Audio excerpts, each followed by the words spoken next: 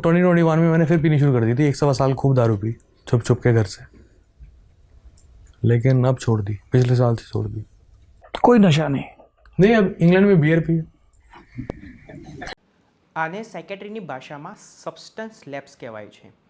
Substance lapse અને substance રિલેપ્સ આ બંને અગત્યના ટર્મિનોલોજી છે જેના વિશે નશો ગ્રહણ કરતા વ્યક્તિ અથવા તો એના પરિવારને જાણવાની ખૂબ જ જરૂર છે।